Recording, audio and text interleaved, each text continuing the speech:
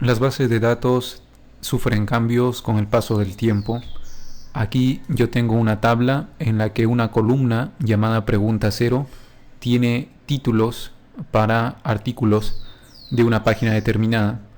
El punto aquí es que los títulos aceptaban anteriormente HTML y por eso empezaban con un inicio de etiqueta H1 y un cierre de etiqueta H1, y esto se ha aplicado para miles de registros.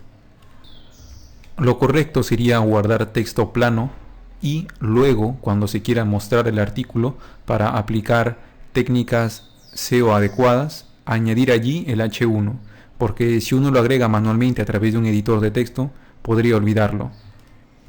Entonces lo que tenemos que hacer en esta ocasión es eliminar el H1 que aparece delante y al final de todos los registros, y que cuando no aparece, entonces no lo elimine.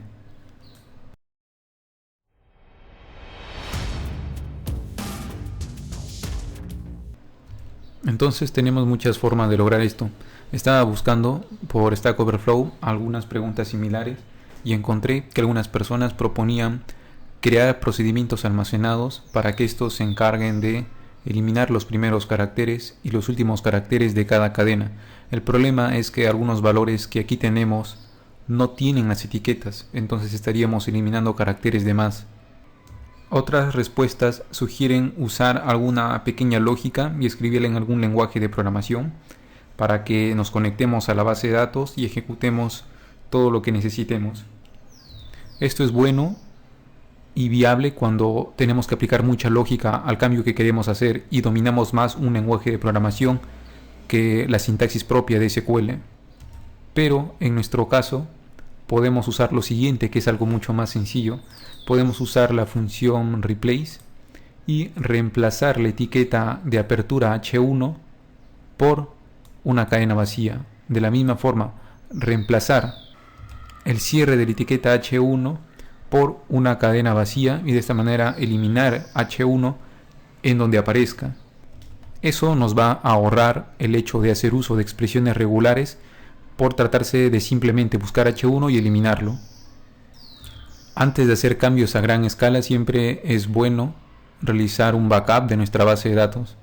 Y es aconsejable que el backup lo hagamos de toda la base de datos y no solamente de una tabla, porque si nuestra aplicación está en producción, podrían estarse haciendo cambios en varias tablas. Si solamente guardamos una tabla como backup, luego al recuperarla entraríamos en un estado de inconsistencia. Ahora mismo acabo de hacer un backup de toda la base de datos y entonces vamos a la tabla que vamos a modificar. Aquí le voy a dar clic a editar en línea y en esta parte voy a escribir la consulta.